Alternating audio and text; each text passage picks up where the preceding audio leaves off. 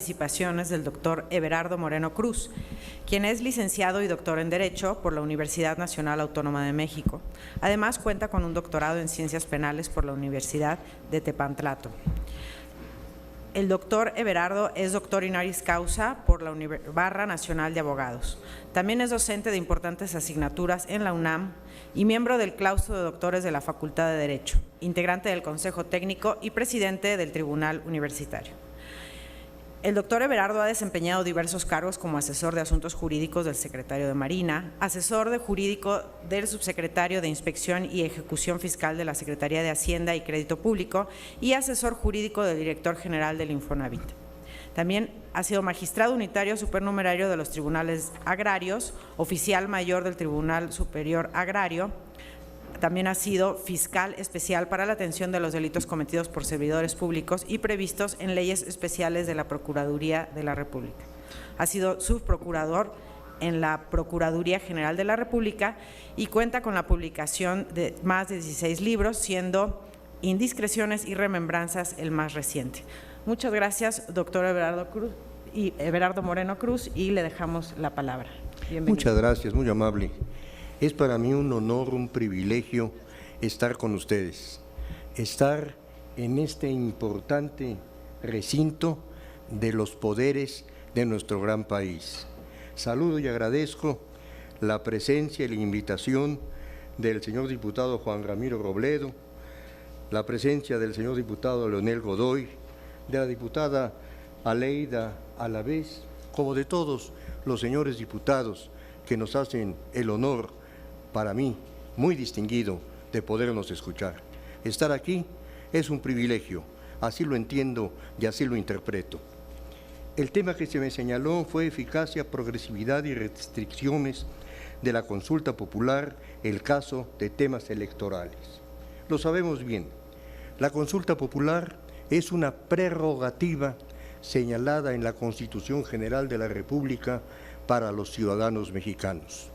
La consulta popular regulada en la Constitución General de la República señala algunos campos en los que no puede someterse a consulta popular, como es lo relativo a los derechos humanos, a la Guardia Nacional, a la Organización de la Defensa Nacional, a los temas de carácter electoral y que son temas que no pueden, tampoco los presupuestales o fiscales, no pueden estar sujetos a consulta popular.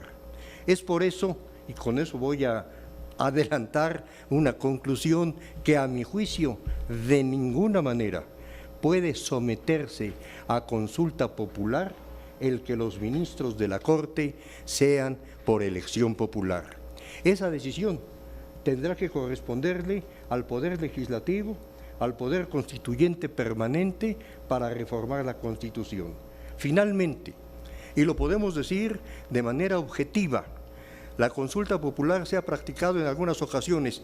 La primera ocasión que se practicó y que no se hizo con los términos y con los parámetros que señala la propia Constitución fue el 25 y el 28 de octubre del 2018, cuando se sometió a consulta popular la construcción o la suspensión de la construcción del aeropuerto de Texcoco.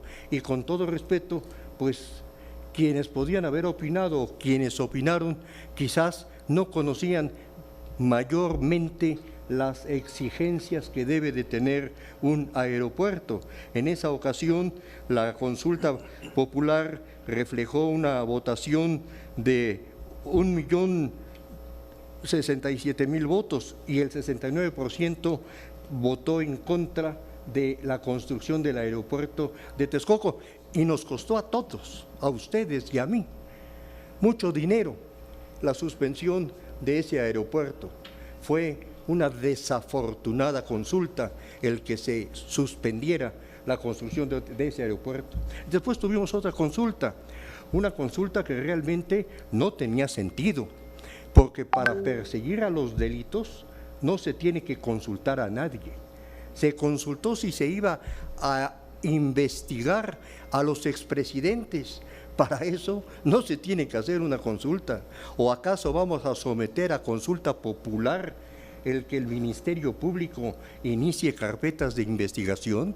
De ninguna manera puede hacerse eso. Y que, por cierto, incluso la pregunta que se formuló fue una pregunta realmente poco clara. ¿Estás de acuerdo o no que se lleven a cabo las acciones pertinentes con apego al marco constitucional y legal para emprender un proceso de esclarecimiento de las acciones políticas tomadas en los años pasados por los actores políticos encaminado a garantizar la justicia y los derechos de las posibles víctimas? Y tenía que responderse sí o no. Realmente puedo decir con estos datos que las consultas que se han hecho pues no han tenido o no han logrado, a mi juicio, realmente el recoger una opinión que pueda orientar decisiones públicas. Para esa consulta votaron 6.511.385 personas. De esos 6,5 millones que votaron, el 97% respondió que sí, porque la consulta, como ustedes lo saben, señores diputados, la consulta tiene primero que formularse, bien sea por el presidente de la República, bien sea por el 33% de cualquiera de los legisladores de ambas cámaras o por el 2% de quienes integran el padrón electoral. Y una vez que se ha hecho eso, entonces se va a formular la pregunta, se va a enviar a la Suprema Corte de Justicia, la Suprema Corte de Justicia va a considerar la constitucionalidad, se va a señalar el 1 de agosto siguiente para que se pueda realizar esa consulta, y entonces nos encontramos con que de esa consulta que se hizo, el 97% votó en sentido afirmativo. 1.029.000 personas votaron que no y 48.000 abstenciones. La propia ley, la Ley Federal de Consulta Popular, que como ustedes saben es la ley reglamentaria de la fracción del artículo 35 que regula la consulta popular, la fracción octava, que fue promulgada por Enrique Peña Nieto y que se reformó por el actual presidente López Obrador, señala que para que sea obligatoria la consulta popular se necesita un 40%. Consecuentemente, esta consulta que se realizó pues no se acercó ni de lejos a ese 40%. En tal virtud, la consulta popular, en la forma en que está planteada, con las exigencias que se señalan tanto en el artículo 35 como en la Ley de Consulta Popular, exigen requisitos y circunstancias que no es fácil colmar. Así nos encontramos con la posibilidad, o se ha planteado así, lo planteó el Ejecutivo Federal en el sentido de someter a consulta una reforma constitucional para elegir a los ministros. Constitucionalmente no se puede someter a consulta, desde mi punto de vista, porque es un tema de carácter electoral, no se puede someter a consulta la elección de los ministros. Y por otra parte, como abogado, pero le hablo no solamente a abogados, tengo el privilegio de estarles hablando a algunos de ustedes que hacen las leyes de mi país, como legisladores que son.